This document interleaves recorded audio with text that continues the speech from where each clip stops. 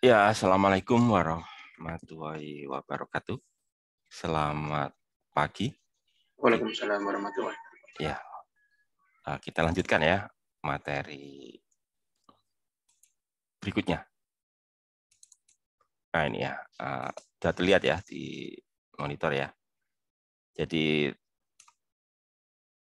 terkait dengan sifat kemagnetan dari media ya. Nanti kaitannya dengan yang kita singgung tempo hari ya, yaitu tempo hari kita sudah banyak membahas tentang sudah banyak menyinggung ya lebih tepatnya ya tentang diamagnetik dan paramagnetik ya. Yang belum kita singgung adalah ferromagnetik ya. Tapi sebelum bahas ferromagnetik, kita bahas dulu tentang ini, suseptibilitas dan permeabilitas magnetik ya dari media atau material. Oke ya gitu ya. Oke.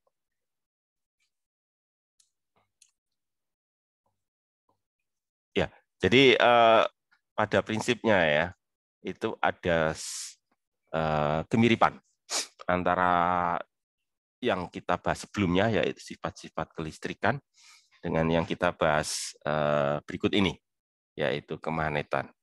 Kalau di kelistrikan itu kan terkait dengan P besar ya, kaitan antara apa itu P besar gitu ya dengan medan E ya. Kalau yang sekarang ini kaitan antara uh, magnetisasi yaitu M besar dengan medan B ya. Ya seperti yang saya singgung kemarin ya.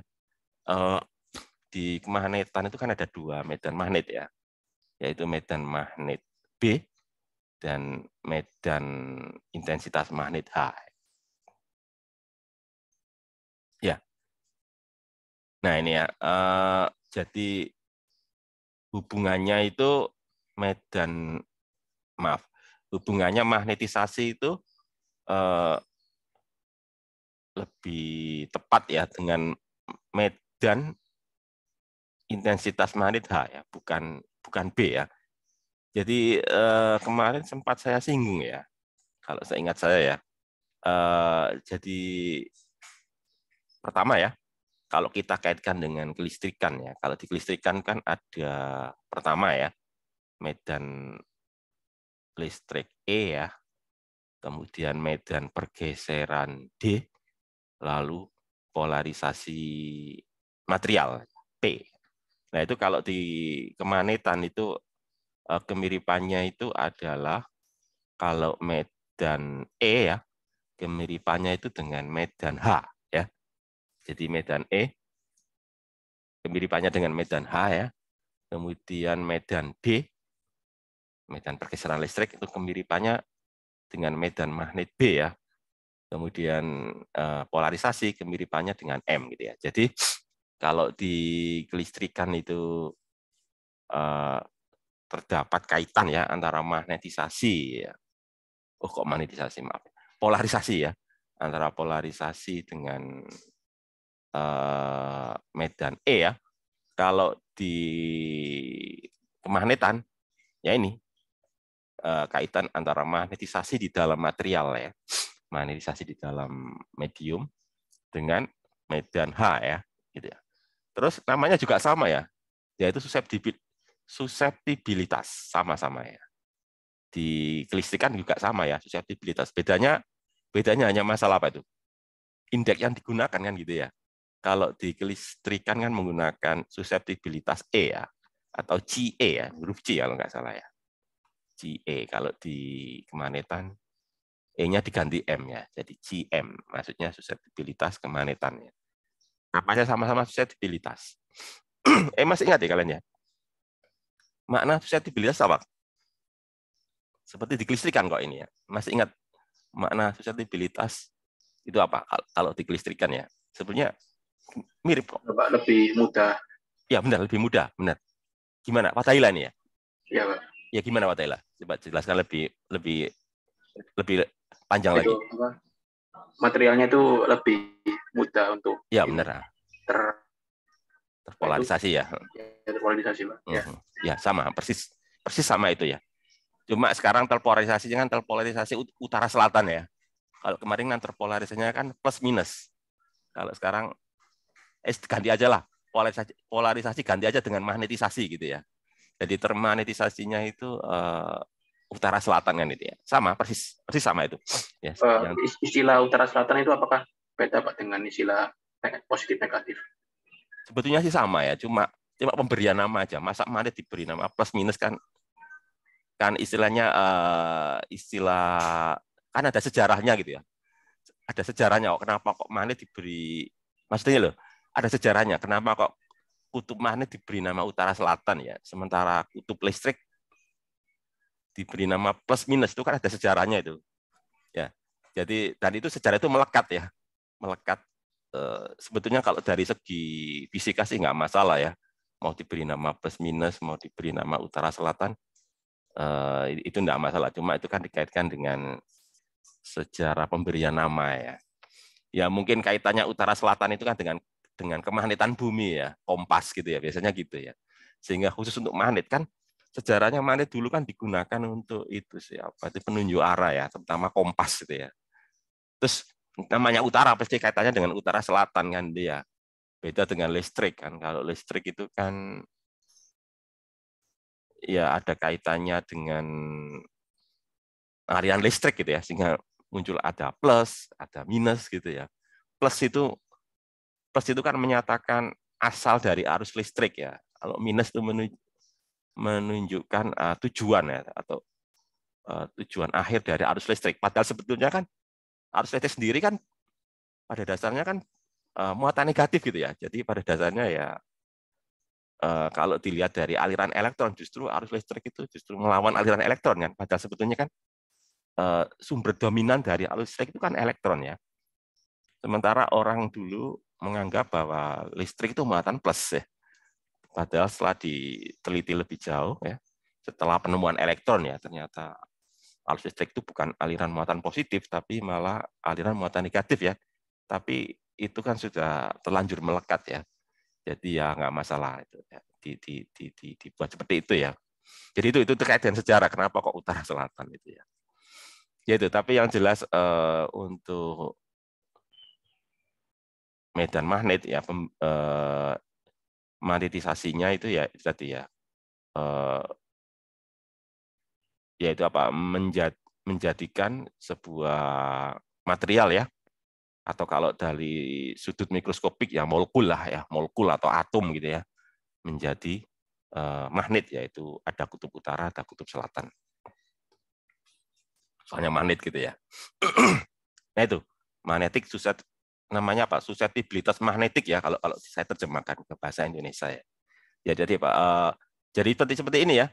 Ini kan suseptibilitas dari berbagai bahan. Coba kalian cermati perbedaan antara bahan diamagnetik sama paramagnetik. Apa itu? Dari segi suseptibilitas dari tabel ini loh.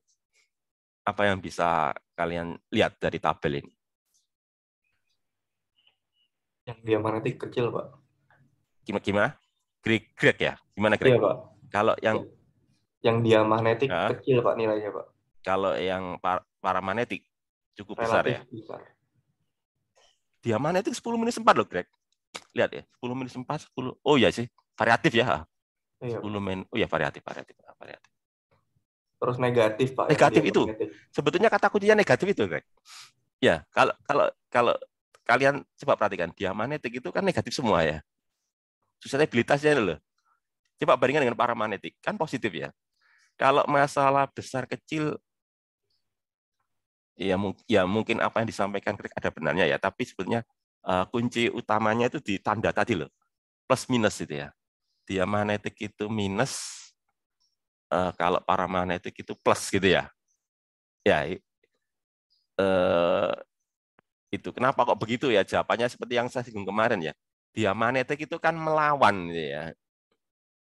Jadi apa itu, arah magnetisasi materialnya itu melawan penimbulnya ya. Sementara kalau paramagnetik itu menyearahkan diri gitu ya. Menyearahkan diri. Gitu kan ya. Makanya plus karena menyearahkan diri. Menyerahkan diri. Lah, kenapa kok diamagnetik itu melawan? Ya kaitannya dengan itu apa itu namanya, aksi reaksi ya, atau istilahnya kalau saya kemarin menggunakan istilah hukum Faraday ya, hukum Faraday terkait dengan GGL induksi itu loh. GGL induksi kan arahnya itu melawan penimbulnya gitu ya, atau secara umum merupakan sifat aksi reaksi dari sebuah sistem ya. Jadi sistem itu kalau diberikan aksi dia akan memberikan respon melawannya gitu ya. Nah, itu ya.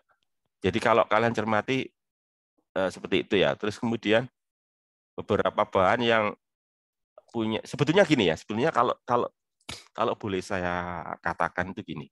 Sebetulnya setiap material itu punya sifat diamagnetik sekaligus punya sifat paramagnetik gitu ya. Cuma nanti yang jadi masalah itu ya, itu mana yang lebih dominan ya. Sifat diamagnetiknya atau sifat paramagnetiknya itu nanti yang muncul di permukaan ya. Maksudnya muncul keluar ya. Pada dasarnya kedua sifat tersebut itu secara bersamaan tuh terdapat pada setiap jenis material. Jadi tadi seperti misalkan katakanlah misalkan di sini ya. Misalkan katakanlah di sini ditulis apa misalkan ya emas ya. Emas itu di sini ditulis diamagnetik gitu ya. Sementara misalkan lagi apa ya, aluminium ya. Di sini ditulis paramagnetik gitu kan ya. Itu bukannya dia full ya, murni diamagnetik atau murni paramagnetik, kedua sifat tersebut ada di kedua material tersebut, cuma lebih dominan salah satunya gitu ya. Gitu ya. Sehingga kemudian dikelompokkan ya, oh ini diamagnetik, ini paramagnetik gitu kan, karena terkait dengan dominannya tersebut ya. Ya, gitu kan. Kalau di sini apa? Air termasuk diamagnetik ya, air itu ya. Kalau apa ini? Gas oksigen paramagnetik ya. Baik oksigen berupa gas maupun oksigen berupa cairan ya. Itu ya. Itu tabel 61 ya di bukunya Griffith ya. Nah, kemudian coba kita kembali bahas ini lebih detail lagi ya, lebih mendalam lagi ya. Nah, kaitan antara medan magnet ya dengan medan H maupun M ya, seperti yang sebelumnya ya, yang sudah kita bahas hari Minggu lalu ya, hari Senin, hari Rabu ya, hari Rabu minggu lalu kan ini ya, B sama dengan mu0 ya dalam kurung H plus M itu ya, kan gitu kemana ya. Itu kalau kita kaitkan dengan yang kita bahas barusan yaitu suseptibilitas magnetik ya, yang merupakan kaitan antara M sama H, maka M saya ganti menjadi ini. M tadi apa? M itu ini tadi ya. M sama dengan ini ya. Ya, M sama dengan apa ini? Tadi apa M itu? M sama dengan mana tadi? Ini ya. M sama dengan CMH ya. Ya, M sama dengan CMH gitu ya. Sementara H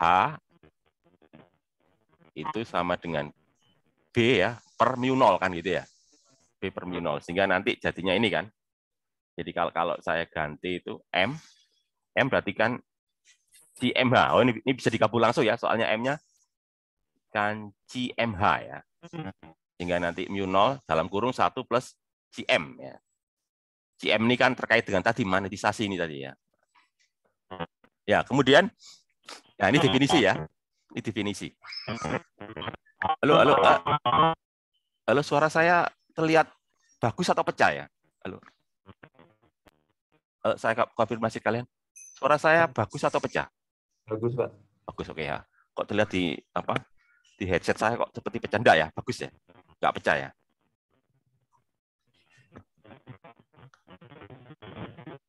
Enggak, Pak. Bagus, Pak. Oke. Ya.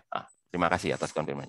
Ya, jadi nanti ini definisi ya, bahwa mu 0 ya dalam kurung 1 plus Cm nanti disebut dengan mu. Nah, ini ya. Ini ya. Jadi mu ini adalah permeabilitas dari media. Kalau kemarin di listrik namanya permitivitas ya. Kalau di listrik namanya permitivitas, yaitu apa? Permitivitas itu maksudnya sifat kelistrikan dari material ya, sifat kelistrikan dari medium. Nah, kalau di kemagnetan itu namanya permeabilitas ya. Permeabilitas berarti apa? Sifat kemagnetan dari medium. Ya, yaitu kaitannya dengan magnetisasi, yaitu apa? Permitivitas medium ya didefinisikan sebagai permitivitas dalam ruang hampa ya, dikalikan dengan sebuah faktor. Faktor tersebut adalah 1 plus Cm ya. Nah, Cm-nya itu adalah tadi itu suseptibilitas magnetik tadi ya. Ya, gitu ya. Nah, ya, itu adalah permeabilitas dari. Sekarang pertanyaan saya gini. Kalau melihat dari tadi ya, dari tabel tadi loh, nilai Cm itu tadi gimana nih antara diamagnetik sama paramagnetik ya? Tadi loh, kalian di sini kan, kata di monitor kalian ya. Tabel tadi ya. Nampak di monitor kalian? Halo? Di monitor kalian nampak tabel nggak? Kelihatan. Oke ya. Bapak. Itu kan ada yang plus, ada yang minus ya. Sehingga nanti permeabilitas dari medium itu nanti bagaimana? Apakah lebih besar dari mu 0, apakah lebih kecil dari mu 0? Permeabilitas dari medium itu loh. Apakah nanti lebih besar dari mu 0, ruang hampa ya? Apakah lebih kecil dari mu 0? Gimana? Tergantung, Pak. Tergantung, benar sekali. Kenapa tergantung dengan apanya itu? Kalau dia magnetik kan tadi positif. Benar, positif. Kalau dibandingkan dengan free space, jadi apa? Medan magnetnya lebih besar. Ya, benar. Itu untuk para magnetik ya. Iya. Kalau tapi kalau dia magnetik kan negatif gitu ya. Iya, negatif kan jadi lebih kecil kan ya. Soalnya 1 dikurangi kan ya. 1 dikurangi berarti kan menjadi 0, gitu ya. Ya gitu kan. Jadi gitu. Jadi kembali ke jenis ininya, jenis itu yang tidak ada di kelistrikan loh ya. Kalau di kelistrikan kan selalu ini kan, selalu apa itu mu, apa itu epsilon ya. Epsilon selalu lebih kecil dari epsilon 0 kan itu ya. Sehingga konstanta dielektrik kemarin itu ya. Konstanta dielektrik kan mesti 1, kan ini ya. 1, bisa sampai 2, bisa sampai 10 itu. Pokoknya di atas 1 lah gitu ya. Tapi kalau di bahan magnet itu bisa ini ya, bisa apa sih? Bisa juga 0, kan gitu ya. Kalau kalian cermati itu loh. Kan 0 itu ya. Kalau 1 dikurangi kan berarti kan 0 ya. Soalnya ada yang negatif gitu loh. Ya itu apa? Bahan diamagnetik kan gitu ya. Nah itu perbedaan ya antara listrik sama magnet ya. Jadi di kemagnetan itu ada sifat dianya ya, sifat tidak selalu para, tapi ada juga sifat dia. Para itu ngikut ya. Kalau dia itu melawan gitu ya. Nah itu ya. Itu terus apa ini? Ini ada sebuah contoh ya. Coba kita bahas ya. Sebuah contoh lagi ya. Jadi sebuah selenoid sangat panjang ya. Selenoid itu gulungan kawat ya. Dengan jumlah gulungan. Jadi biasanya gini ya, kalau di beberapa buku itu N kecil ya. N kecil itu maksudnya itu jumlah gulungan persatuan panjang ya. Kalau N besar itu berarti jumlah gulungan keseluruhan. Bisa begitu sih. Kebanyakan hampir semua buku menggunakan cara penulisan seperti itu ya, N kecil, N besar. Ya, jadi dengan material linier. Sebentar, ini juga perlu saya jelaskan ya, meskipun sedikit agak di luar konteks materi medan EM2 ya, yaitu tentang ini loh, linier dan non-linier ya. Ini loh, perlu saya jelaskan lah. Jadi meskipun nanti kita di materi medan EM2 ini kita hanya bahas medium yang linier ya. Maksudnya apa sih? Linier dan non-linier. Kaitannya dengan kaitan magnetisasi dengan medan H itu loh. Kalau kalian cermati di sini kan, magnetisasinya kan sebanding dengan H ya. Ini loh, kalau di rumus ini loh. Rumus berapa ini? 629 ya. Kan magnetisasi M ya, sebanding dengan medan H. Medan intensitas magnet H itu berarti dikatakan dia itu media linier ya, atau material linier. Tapi kalau dia nggak sebanding, misalkan kuadratnya, pangkat tiganya, lah itu namanya material atau media non-linier begitu ya. Tapi kita khusus untuk pembahasan di medan EM2 ini, kita hanya membahas media yang linier ya. Buktinya ini kan linier ya. Itu ya. Jadi kan ngomongnya linier, non-linier gitu ya. Jadi kita hanya membahas untuk media-media yang linier. Artinya magnetisasinya sebanding dengan medan H ya, medan intensitas magnet H. Oke. Ya, di sini ngomong linier material, maksudnya itu gitu ya, linier material. Stabilitas ya. Tanya ini apa nih? Tentukan medan magnet di dalam selenoidnya, tadi di dalamnya ya. Ya. Ya, intinya dia apa ini? Di penyelesaiannya itu ya. Memulainya dengan ini, medan H-nya itu sebanding dengan I gitu ya. Iya. Ya, soalnya tadi linier ada. Kaitannya tadi kan dengan linier tadi ya. Ya, ini ya nanti ya. Lalu kemudian bentar.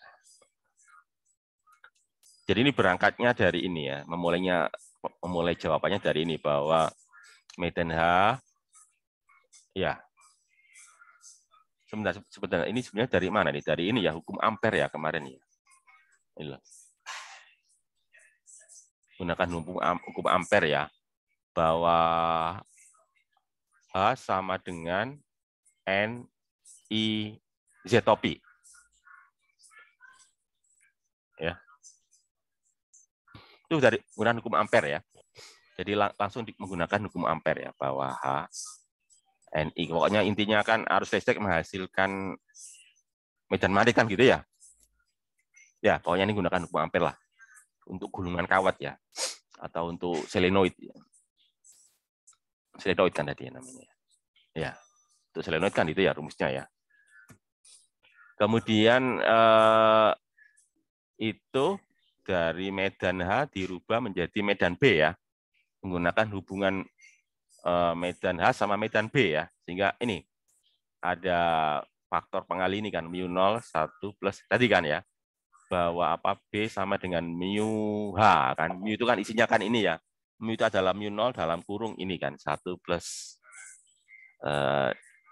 suseptibilitas magnet dari materialnya gitu ya. Oke, ini ya. Kemudian di sini kalau medianya itu paramagnetik ya. Paramagnetik berarti kan searah ya, searah dengan apa itu medan magnetnya ya. Maka nanti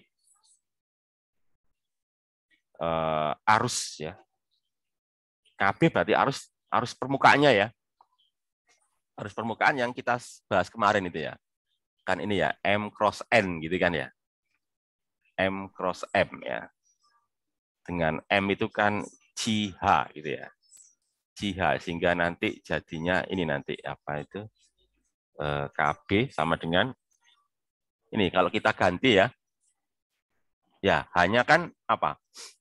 Hanya itu kan kita tadi ya NI tadi ya, hanya tadi mana tadi? Hanya kan ini ya NIZ, Z topi ya, gitu kan.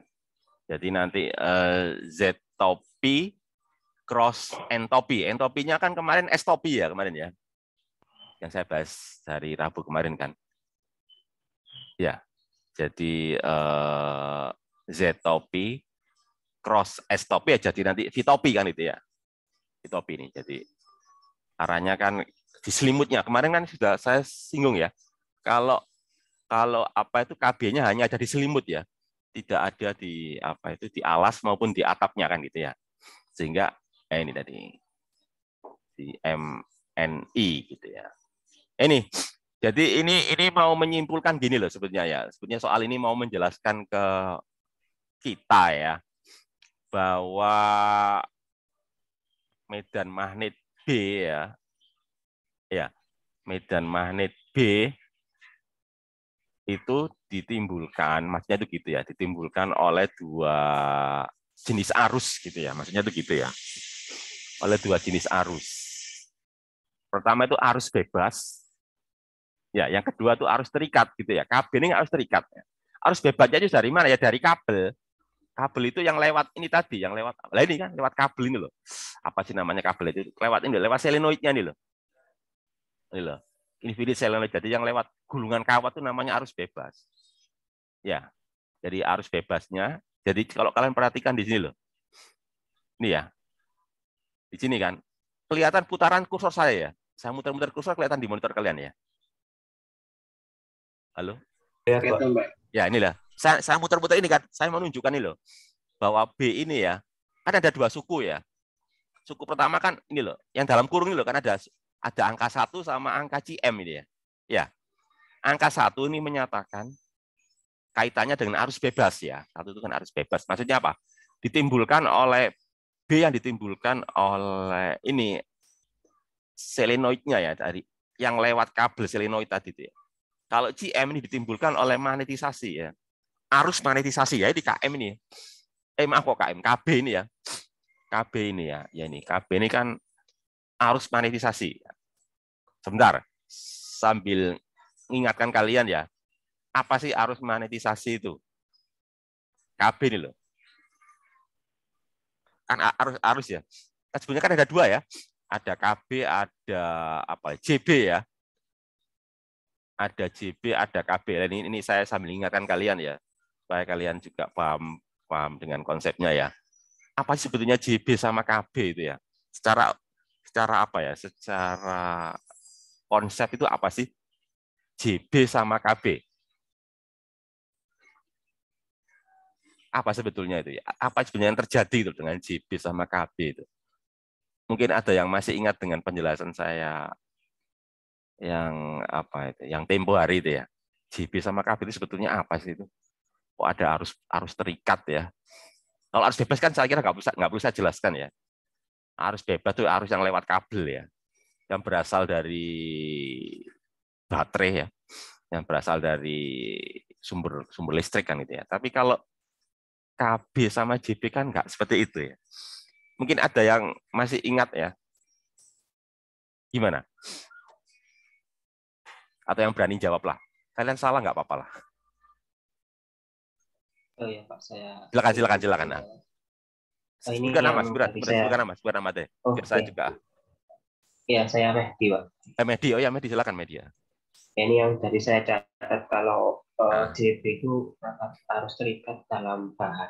Iya. Terus kemudian kalau KB itu harus terikat pada permukaannya bahan gitu. Ya, itu ya Media kan kaitannya dengan di permukaan sama di dalam ya. Nah, sebetulnya saya mau nanya gini kok Medi, juga dengan yang lainnya ya, pokoknya semuanya lah, tanya untuk semuanya. Sebetulnya itu asal usulnya dari mana sih JB sama KB itu? Itu sebenarnya konsep penting yang mau ditanamkan di EM2 itu sebetulnya. Itu terkait dengan itu JB sama KB. Itu sebenarnya asal usulnya dari mana sih? Gimana? Terus apa yang kalian tahu lah, kalian jawab lah. Salah-salah pun nggak apa-apa, nanti saya luruskan kan gitu ya.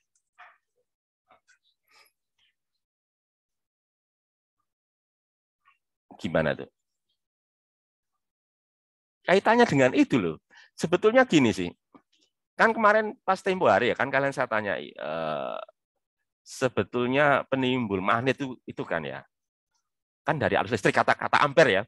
Menurut hukum ampere kan medan magnet kan berasal dari arus listrik kan begitu ya, itu kata ampere ya. Kan kemarin saya juga tanya gini, apakah selalu kemagnetan itu berasal dari kelistrikan? Kan kalian sudah jawab gitu ya. Enggak kan gitu ya. Buktinya apa? Buktinya kan ada bahan magnet gitu ya. Kan ada bahan magnet di situ kan tidak ada listrik gitu ya. Contohnya apa kemarin ya? Misalkan mainan anak-anak yang nempel di kulkas itu loh, yang bisa kita tempelkan di atau kompas itu kan kayak gitu. Gitu kan ya? Ya. Apa pertanyaan lanjutannya kan ini, apa benar itu nggak ada kaitannya dengan kelistrikan kan gitu ya? Pertanyaannya kan gitu ya. Itu gitu loh. Untuk jawab itu ya, coba kalian kalikan dengan apa yang terjadi di dalam atom gitu loh. Gimana? Apa yang fenomena apa yang ada di dalam atom itu? Menurut teori atom ya. Nggak usah yang kuantum lah, nggak usah menggunakan fisika modern lah, menggunakan fisika klasik ya. Menurut teori klasik tentang atom ya. Misalkan atomnya siapa ya? Teori model atom itulah. Rutherford ya. Gimana tuh? Di dalam atom itu kan ada apa-apa ya gitu ya.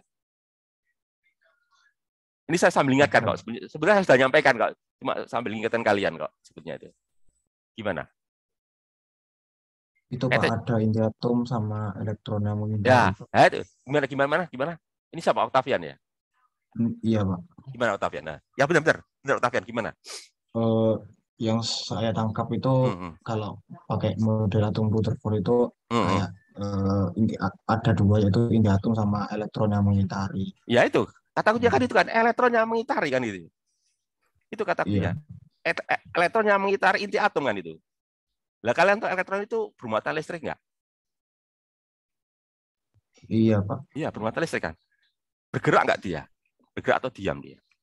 Iya bergerak. Bergerak kan. Sebetulnya geraknya ada dua macam ya.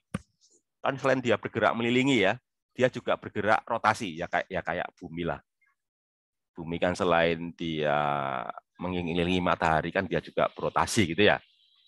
Nah cuma kalau terkait dengan rotasinya nanti masuk ke kuantum ya, nanti masuk ke spin gitu ya. Kalau katakanlah misalkan kita nggak bahas rotasinya lah, kita bahas mengelilingi atom ya, itu kan dia kan berputar ya, berputar berarti kan dia bergerak. Nah kalau muatan bergerak itu kan namanya arus listrik, kan gitu ya. Ya. Iya Pak, hukum Ampere Pak. Iya itu. Jadi saya mau ngatakan ke kalian begini loh. Memang sih kalau kita lihat sepintas nggak ada listrik kan nggak ada listrik di dalam kemagnetan dulu, dalam pokoknya kompas dalam kompas, pokok bahan-bahan magnet itu loh kan nggak ada listrik.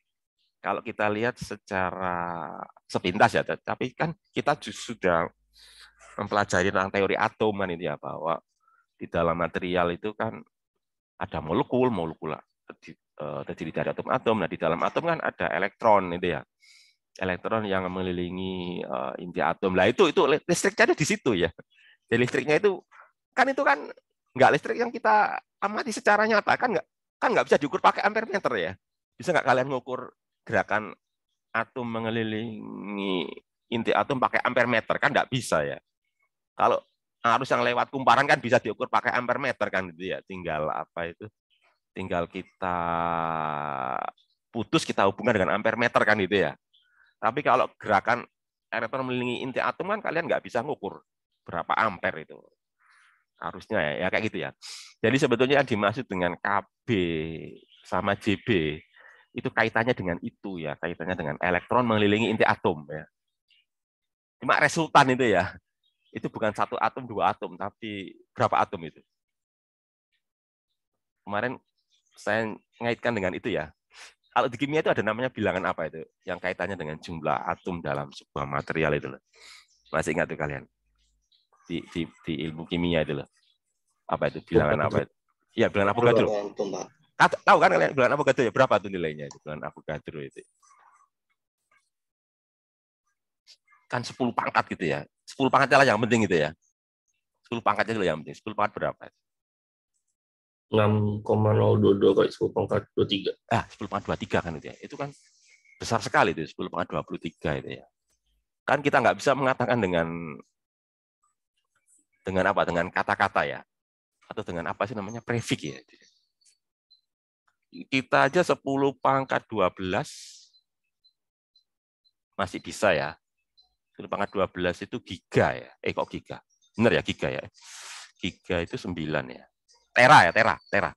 Tera kan 10 pangkat 12 itu ya, tera ya. Kalau 1015 sudah apa namanya? Di atasnya tera itu ya. Kayak terabyte itu ya kalau apa itu?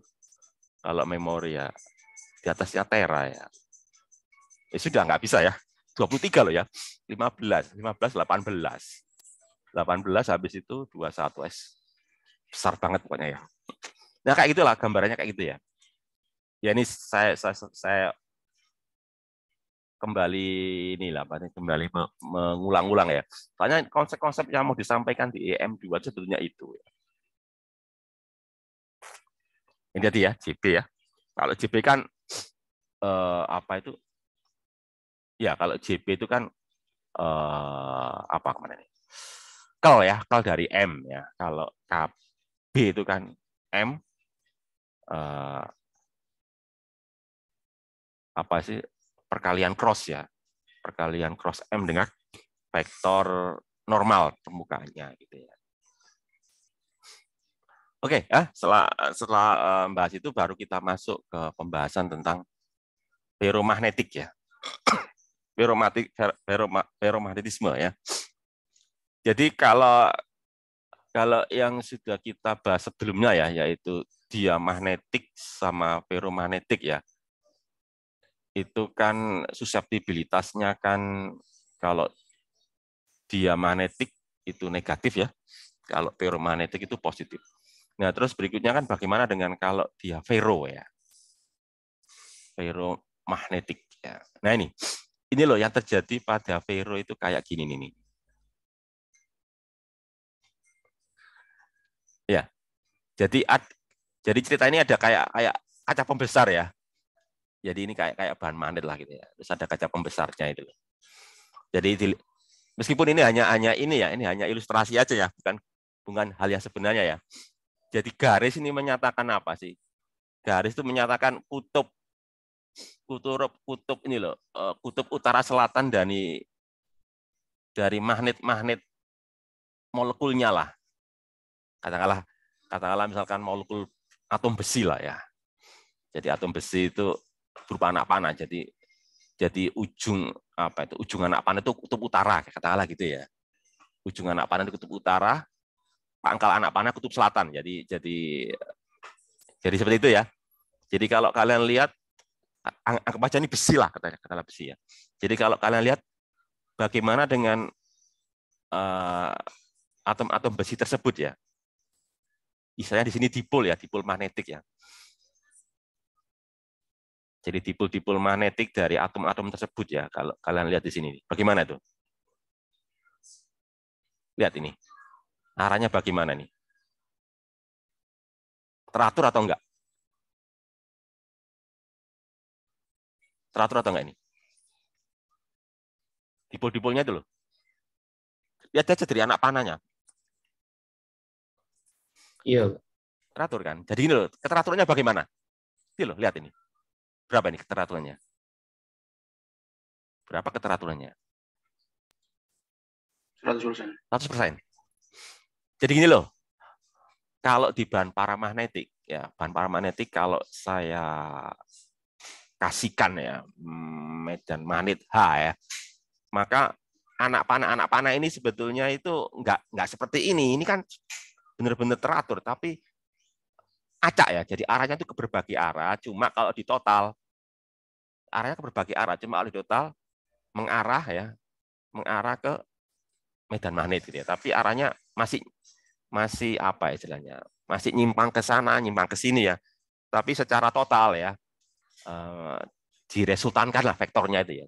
Kan itu mengarah ke medan magnet. Artinya nggak 100% ya.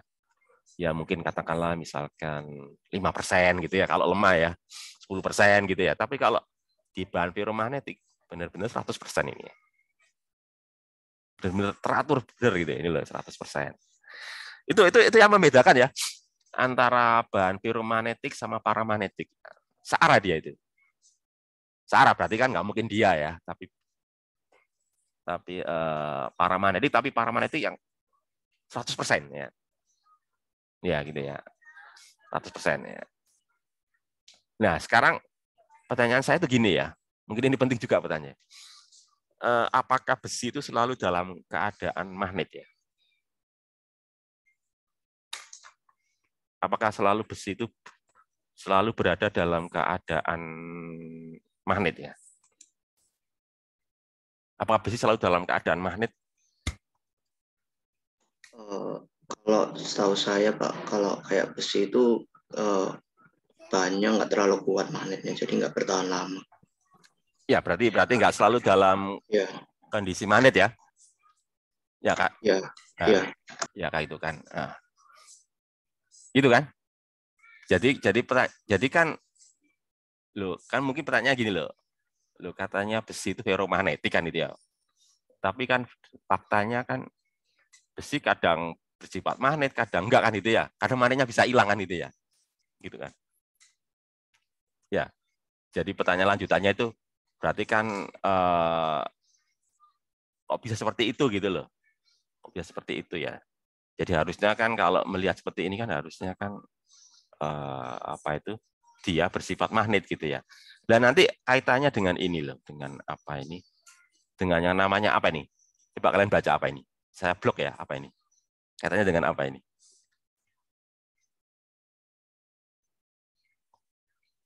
Apa itu? Di monitor kalian nampak ya? Di monitor kalian nampak ya? Domain. Yang saya blok itu loh. Apa? Tulisan apa? Domain ya. Jadi ada domain magnetik ya. Jadi ada domain ya. Jadi kenapa kok besi itu tidak selalu terlihat magnet? Kalau menurut teori ini kan, kalau teori ini yang seperti ini kan, berarti kan harusnya besi bersifat magnet gitu ya. Tapi faktanya besi bukan kadang sih, ada yang menjadi magnet, ada yang enggak ya. Maksudnya itu bisa hilang magnetnya, bisa dijadikan magnet lagi gitu ya. Karena sebetulnya di dalam besi itu ada domain-domain magnet. Domain berarti kan ada wilayah. Jadi ada wilayah-wilayah yang disebut dengan nama domain-domain. Lah, yang jadi masalah domain-domain ini antar domain yang satu dengan domain yang lain ya. Kadang itu arahnya itu enggak sama ya. Jadi misalkan ini ya, domain yang satu arahnya ke sumbu X gitu ya, arah kemagnetannya itu loh.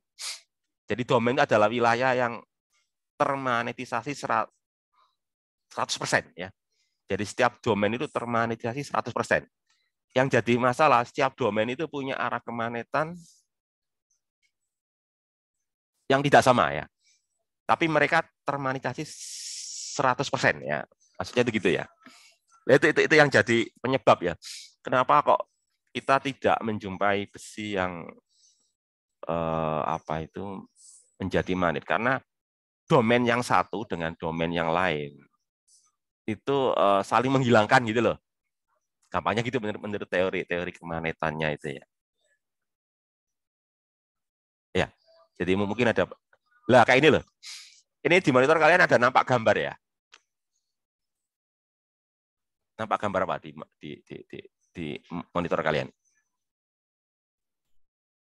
Ya, Pak, nampak, Pak. Apa tulisannya tuh? Tulisan di gambarnya itu apa? Ferromagnetic domain. Nah, itu ferromagnetic domain ya. Jadi ini adalah domain. Jadi itu loh, kotak ini menyatakan domain-domainnya ini loh. Karena ada kotak ini loh. Jadi ada domain yang luas ya. Misalkan ini kan domainnya luas ini ya, loh, sampai segini ya. Ada domainnya kecil aja. Jadi pokoknya loh, setiap perbatasan itu domain-domain. Jadi ini ada domain gitu ya. Ada banyak domain ini. Lah panah ini menyatakan arah magnet dari domainnya ya. Nah ini. Kalau ini arah magnet domainnya ke sana ya. Jadi sini utaranya, sini selatannya gitu loh. Ini arah domainnya ke sana. Ini selatan. Ya, ini ke sana. Jadi satu kalau kalian lihat di gambar ini kan, itu kan ada domain yang luas ya, ada domain yang sempit gitu. Jadi jangan dikira semua domain itu ukurannya sama ya. Ya ini tergantung apa yang terjadi ketika kita membuat materialnya ya. Ya terkait dengan proses pembuatan materialnya ya. Atau kalau di bahasa orang material namanya struktur kristal ya. Bukan struktur kristal sih, namanya itu apa sih? Struktur mikro ya. Orang material menyebutnya dengan nama struktur mikro ya. Struktur mikro dari bahan. Ini ya kayak ginilah. Ini domain-domain ini. Ya. Ya, jadi ketika domain-domainnya kayak ini kan, acak kayak gini nih ya, antara satu domain dengan domain yang lain. arahnya itu saling menghilangkan ya, nanti sifat kemagnetan material secara keseluruhan jadi hilang ini ya. Lah supaya dia itu bersifat magnet, ya maka domain-domain ini harus diarahkan ya. Jadi supaya nggak acak itu ya. Caranya bagaimana? Ya sama seperti kayak kita membuat magnet ya. Caranya gimana? Bisa dengan cara diinduksi ya. Diinduksi misalkan besinya ditaruh di medan magnet yang kuat kan gitu ya. Tujuannya kan supaya muter ini loh. Jadi kenapa dengan cara seperti itu ya? Tujuannya untuk memutar domain-domain ini ya. Diputar dia supaya dia menjadi sejajar dengan medan magnet eksternal ya, yang menjadi penginduksinya gitu. Ya, atau mungkin juga dengan cara yang agak ekstrim ya, dipukul ya. Jadi kadang materialnya dipukul ya. Jadi tujuan mukul itu untuk menggetarkan ini ya. Supaya dia berkuat. Tapi cara itu juga bukan cara yang bagus ya, bisa merusak material ya. Biasanya cara yang bagus itu ya dengan cara dipanaskan itu ya. Dipanaskan nanti molekul-molekulnya kan gerak gitu ya. Tujuan memanaskan kan supaya molekul-molekulnya bergetar gitu ya, sehingga nanti muter gitu ya. Itu ya. Jadi ketika domain-domain ini kita arahkan ya dengan cara menginduksikan ya medan magnet eksternal ya dengan berbagai perlakuan ya, maka nanti besi menjadi magnet. Jadi ketika magnet itu resultannya nggak nol ya. Jadi antara menjadi magnet atau nggak magnet terkait dengan resultan dari ini domain-domain ini ya. Kalau resultannya nol berarti ya nggak bersifat magnet. Tapi kalau resultannya nggak nol ya itu baru magnet itu. Semakin nggak nol berarti ya semakin kuat magnetnya. Itu yang tidak dimiliki oleh bahan-bahan seperti paramagnetik ya. Kalau paramagnetik nggak ada domain loh ya, ukurannya molekul ya. Itu yang perlu saya tekankan ya. Perbedaan antara ferromagnetik sama paramagnet ya. Itu masalah domain ya. Kalau di paramagnetik tidak ada domain ya. Jadi langsung molekul ya. Molekul langsung ke materialnya ya. Tapi kalau di ferromagnetik itu ada molekul baru domain ya. Molekul domain baru ke materialnya ya. Nah, di dalam domain itu magnetisasinya jenuh ya. Artinya sudah 100% ya. Artinya sudah rapi ya. Jadi barisannya sudah rapi gitu ya. Itu yang tidak ada di bahan paramagnetik. Apalagi ini.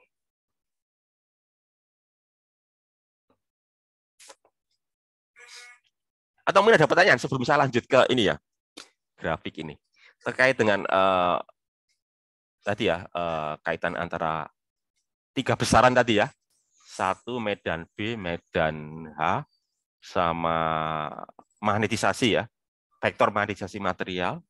Terus yang kedua tadi terkait dengan ferromagnetik.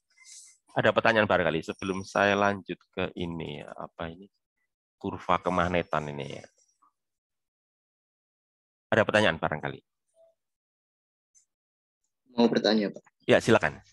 Jadi Megi ya ini ya? Megi atau Megi ini? Iya, Megi, Pak. Megi ya, Megi. Ya. Ngomongin tadi barusan domain tuh apa ya? Kan cuman di ferro ya benar ferromagnetik. Materialnya memang kuat gitu kan untuk ya. dipol-dipolnya. Benar. Yang sejajar. Nah, saya masih bingung domain ini kalau secara apa ya mikroskopik itu dia itu apa ya? Kalau atom-atom misalkan kalau ngomongin besi ya paling enggak kita pakai kayak baja gitu kan. Oke. Kalau enggak semacam itu. Nah, itu dia itu kayak suatu besaran apa gitu ya? Atau apakah suatu besaran ya memang ada atau memang apa ya secara mikroskopiknya itu digambarkan itu ada apa enggak? Iya. Dilihat dari secara skala atom. Ya, benar. Ya, pertanyaan yang bagus ya, Megi ya. Jadi istilahnya itu gini loh. Mungkin kalian pernah dengar istilah kristal ya. Apa istilahnya? Kalau di materi namanya apa? Monokristal sama polikristal. Pernah dengar kata itu ya? Monokristal ya, sama bukan monokristal, maaf. Istilahnya bukan monokristal, single ya. Single kristal, maaf ya. Single kristal sama polikristal. Pernah dengar itu ya? Pernah dengar nggak? Pernah dengar ya? Ya, agak lupa udah. Agak lupa ya. Jadi gitu. Jadi material itu ada single kristal, ada polikristal. Ya. Jadi itu. Jadi polikristal itu maksudnya di dalam material itu ada banyak kristal-kristal. Ya. Jadi ketika kita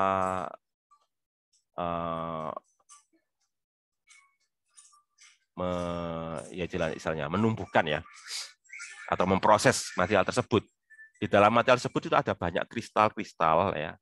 Contoh yang gini aja deh. Sebagai gambaran ya, contoh kristal itu apa ya? Mungkin contoh yang gampang itu garam dapur lah, NaCl ya. NaCl kan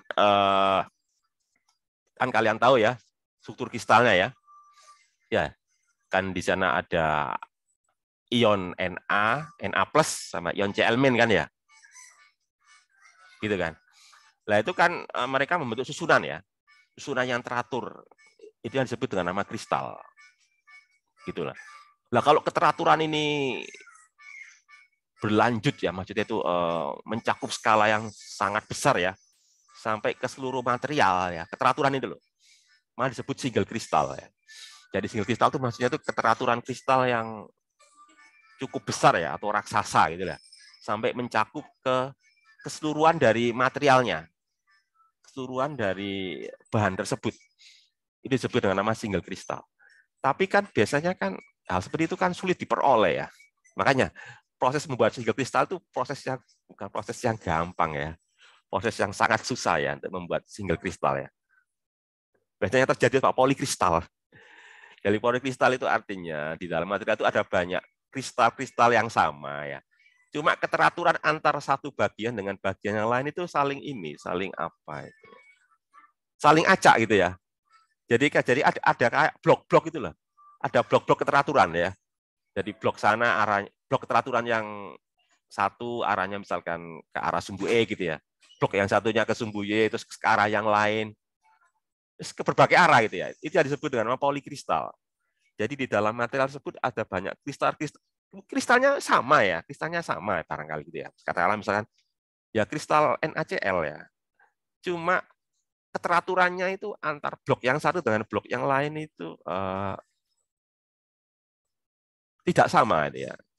Biasanya terjadi di dalam proses terjadinya material itu kebanyakan sih polikristal ya. Itu yang sering terjadi ya. Kalau single kristal itu memang perlu perlakuan yang khusus gitu ya. Sehingga ada gangguan sedikit ya sudah. Keteraturannya sudah hilang gitu ya. Gitu kan. Jadi apa itu tadi yang saya singgung tadi domain itu ya. Domain itu terkait dengan kristalnya tadi loh. Kan terkait dengan keteraturan kristal itu domain itu. Ya, jadi kalau di orang material menyebutnya istilah di ilmu material itu menyebutnya dengan istilah apa tadi ya? Saya tadi menyebut apa tadi? Struktur mikro ya, struktur mikro ya. Dan itu bisa diamati menggunakan mikroskop biasa, mikroskop optik ya. Struktur mikronya kelihatan itu. Jadi terkait dengan orientasi atau kristal-kristalnya itu ya. Jadi kristal yang satu, kristal yang lain, itu ukurannya kecil loh ya. Mikro yang disebut, makanya disebut struktur mikro ya. Jadi kristal yang bagus ya single kristal ya. Berarti teraturannya total ya ke seluruh materialnya. Kira-kira nangkap yang saya maksud ya? Semuanya ya? Nggak cuma untuk Meki aja ya. Itu ya, jadi yang dimaksud dengan apa tadi? Domain itu terkait dengan kristal-kristal ya yang ada di dalam material ya. Satu domain satu kristal lah katakanlah gitu ya. Satu domain satu kristal kan biasanya polikristal ya. Itu biasanya kebanyakan semua material ya itu polikristal. Ya. Mungkin hanya negara-negara maju ya yang punya teknologi untuk membuat material single kristal ya. Itu kalau salah sedikit bisa nggak single ya, bisa 2, bisa 3. Kalau sudah 2, 3 berarti sudah nggak single lagi kan itu ya. Tapi secara umum kalau pakai cara-cara yang biasa ya polikristal ya. Itu ya terkait dengan itu. Ada pertanyaan lagi barangkali?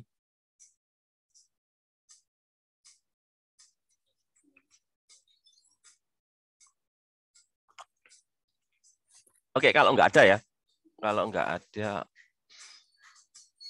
nah ini saya mau bahas ini ya. Biasanya nanti satu sifat yang penting dari bahan magnetik ya, itu ini grafik magnetisasi dengan I ya.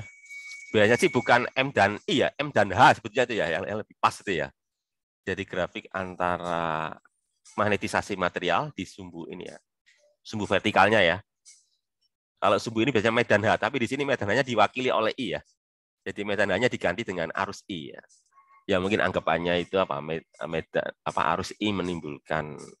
Tapi ini arus bebas loh ya. Arus dari kumparan lah katakanlah gitu ya.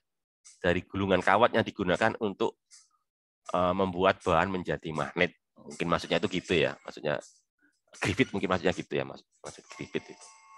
Jadi harusnya kalau idealnya ya bukan I lah, medan H ini ya. Jadi kaitan antara magnetisasi material M dengan medan H. Cuma di sini medan H-nya diganti dengan arus I gitu ya. Nah, menariknya itu ini loh. Jadi kalau kita cermati di sini ya. Mulainya kan dari A ini ya. Coba lihat ya, dari A ya. Jadi A ini maksudnya itu ketika tidak ada arus, berarti kan tidak ada medan magnet. Kalau tidak ada medan magnet kan magnetisasinya 0. Jadi mulainya bahannya itu tidak bersifat magnet ya. Perhatikan ya. Ini saya bahas untuk bahan ferromagnetik ya. Jadi ini untuk bahan ferromagnetik ya, bukan untuk bahan-bahan yang sebelumnya ya dia.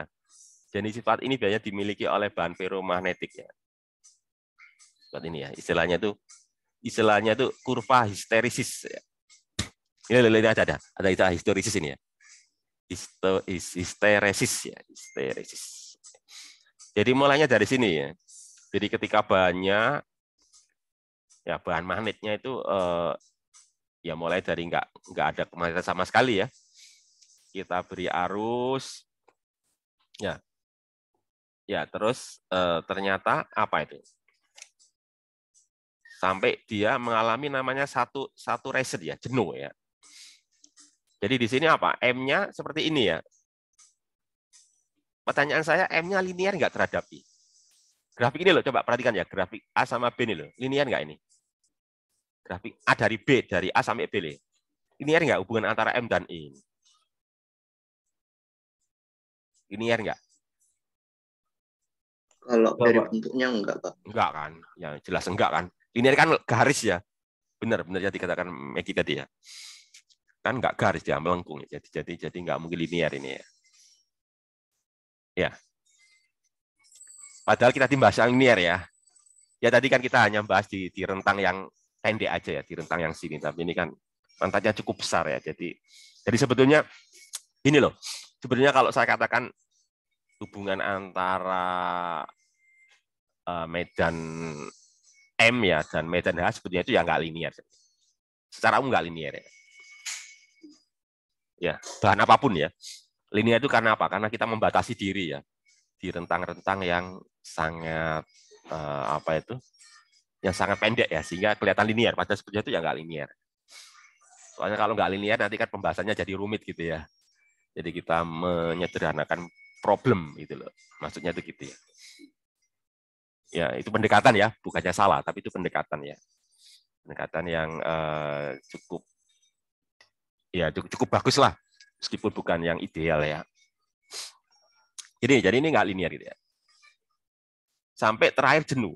Kenapa kok jenuh? Tadi itu ya. Jenuh artinya apa? Sudah 100%. Jadi istilahnya apa yang kita lakukan itu kan sebetulnya kan membuat supaya domain-domainnya itu menjadi apa? Searah ya. Searah dengan medan H ya. Jadi ketika di titik A ya, domain-domainnya itu kan acak ya, antara domain yang satu dengan domain yang lain ya. Antara kristal yang satu dengan kristal yang lain ya, itu arah kemagnetannya itu acak ya. Sehingga resultannya jadi 0, sehingga materialnya tidak bersifat magnet ya. Tapi begitu kita kasih arus, ya begitu kita kasih arus gitu ya, begitu kita kasih arus, maka sebentar ya. Sebentar, kayaknya saya jangan ngomong domain ya. Nah, jangan domain lah, jangan domain ya. Salah kalau domain. Jadi ini maaf saya ralat ya, bukan domain ya, tapi terkait dengan kristalnya ya. Jadi terkait dengan kristal feromagnetnya ya. Jadi per domainnya lah. Ini saya bahas per domainnya ya. Jadi bukan untuk semua domain, tapi per domainnya. Jadi karakteristik dari per domainnya itu gini. Atau karakteristik dari kristal ya. Kristal dari feromagnetiknya itu kayak gini nih ya. Jadi ketika apa itu tidak ada arus ya, itu kan dia acak ya. Lah begitu ada arus, keacakannya berkurang sampai akhirnya jenuh. Jenuh itu aja apa? Sudah 100%. Ya. Jadi kalau saya teruskan, ya nanti M-nya konstan ya. Jadi kalau arusnya saya perbesar terus kan hanya tambah besar ya. Tapi M-nya sudah jenuh, sudah nggak mungkin M-nya bertambah karena sudah jenuh. Jenuh artinya apa? Sudah 100%. Jadi rapinya sudah 100% ya. Jadi sudah berbaris lurus lah katakanlah. Jadi kayak orang baris gitu ya. Ya apa itu dipol magnetnya sudah lurus. Ya. Sudah lurus kayak gambar tadi tuh. Ya. Jadi sudah jenuh. Jadi M-nya sudah konstan kalau sudah lurus kan. Kalau sudah lurus kan nggak bisa diluruskan lagi gitu ya. Sudah maksimal lurus ya itu. Kalau sebelumnya masih acak itu. Jadi jenuh. Nah, ketika dia sudah jenuh ya, artinya sudah rapi ya. Dipol magnetnya sudah rapi gitu ya. Lalu tadi kan ya A, B, lewat C ya, habis itu ya, lewat C ini kan. Lalu arusnya saya perkecil. Ya, arus saya perkecil ya. Saya nolkan HMN-nya. Ternyata apa yang terjadi? Ternyata lewat yang ini ya, lewat yang atas ini ya. Ternyata apa ini? Ternyata ketika arusnya 0, ternyata ada apa ini? Ternyata magnetnya ada gitu ya. Ya, jadi magnetnya nggak hilang ya. Magnetnya nggak hilang ya. Magnetnya nggak hilang. Nah ini yang berbeda dengan bahan apa tadi? Bahan-bahan yang paramagnetik ya tadi ya. Kalau bahan paramagnetik yang linear tadi ya. Kalau apa itu? Kalau hanya 2 kali, M-nya 2 kali. Kalau hanya 0 ya M-nya ikut 0 kan gitu ya. Tapi kali ini kan enggak itu ya. Jadi ketika sampai jenuh ya, begitu saya hilang, ternyata ada sisa ini ya. Maksudnya itu nggak hilang ya. Ini disebut dengan nama magnet permanen. Nah ini loh.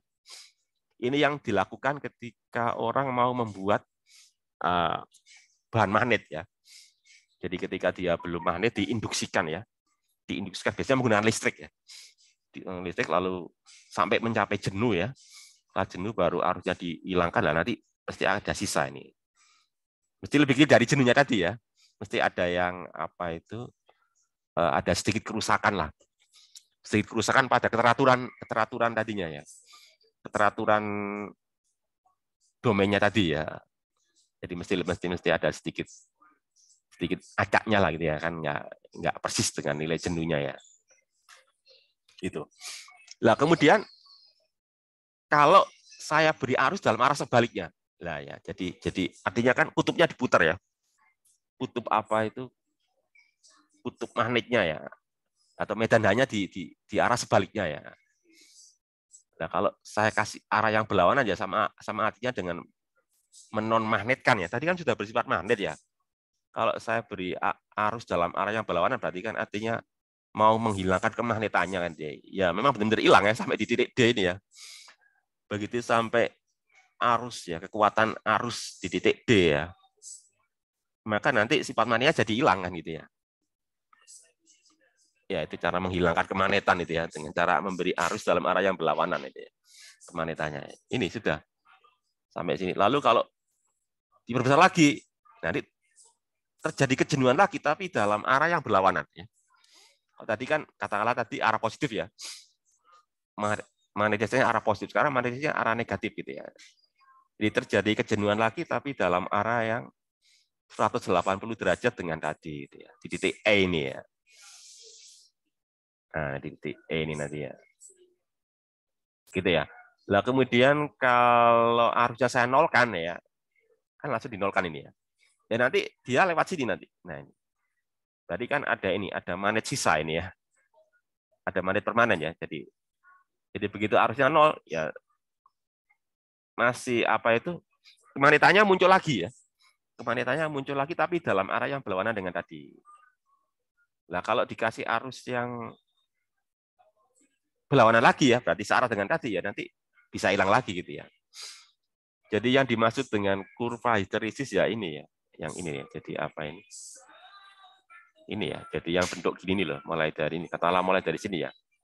B, C, ini kan. B, C, D, E, F, G, B ini ya. Ini yang disebut dengan nama kurva histeresis. Ya, terkait dengan sifat kemagnetan material. Sifat kemagnetan material. Nah, ini ya. Ini yang saya bahas tadi dia, sifat kemagnetan dari material ini.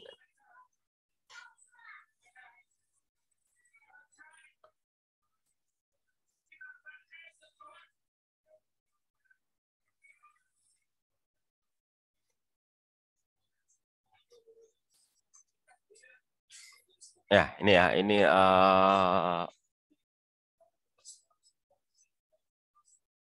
tentang apa? Kurva histeresis pada bahan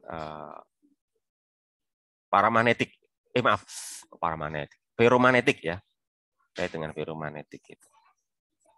Kemudian apalagi sudah kayaknya ya.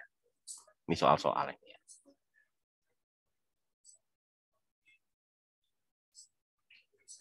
Udah habis.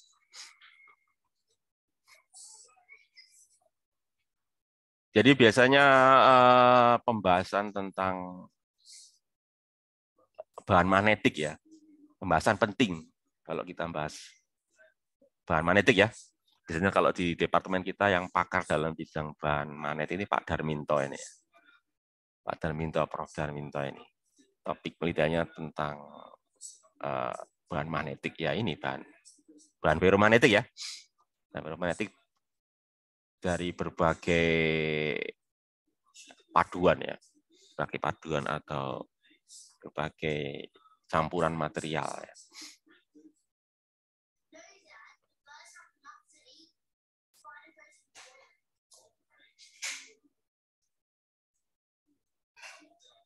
Iya sih, ya. Tapi kalau pembahasan di Medan EM sih nggak terlalu sampai mendalam ya. Ya jadi hanya hal-hal yang mendasar saja ya di pembahasan Medan EM ya.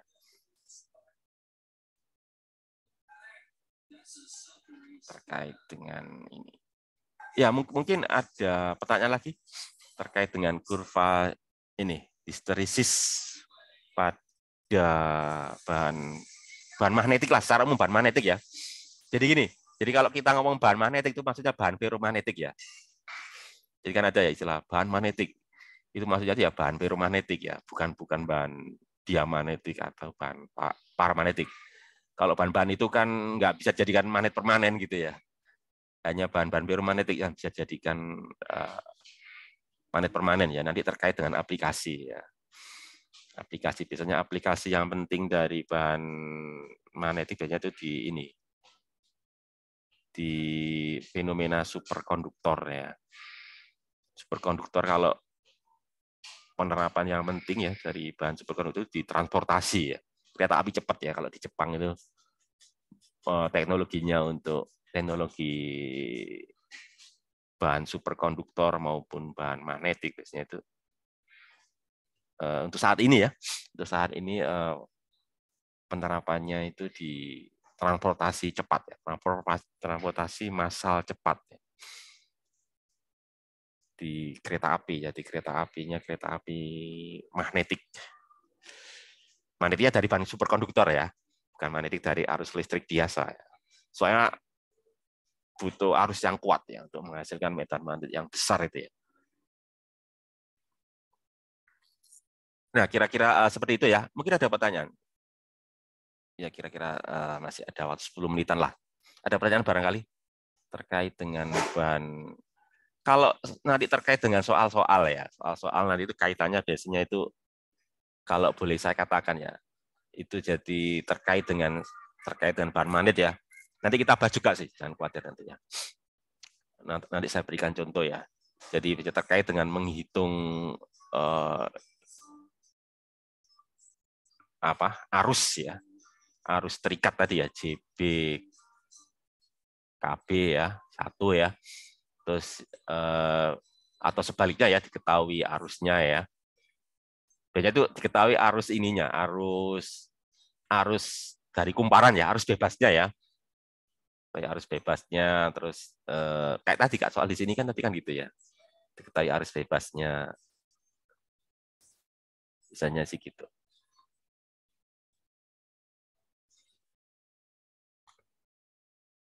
Tapi kalau saya nanti ya, kalau nanti di kuis ya, saya nanti nggak hanya tanya soal-soal juga ya, saya tanya konsep ya.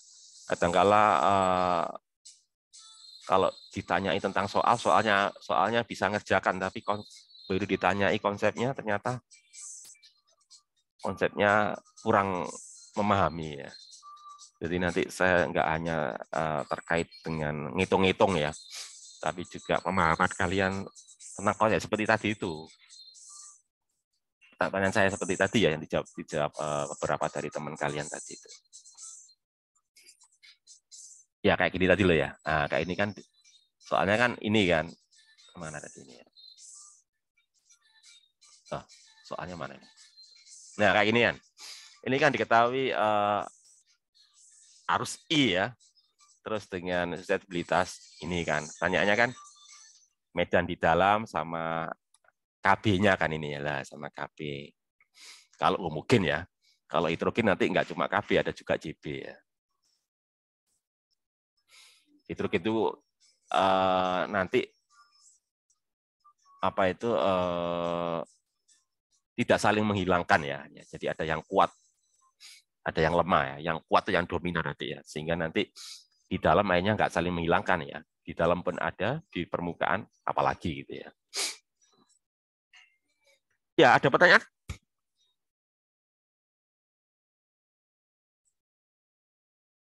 Enggak ya?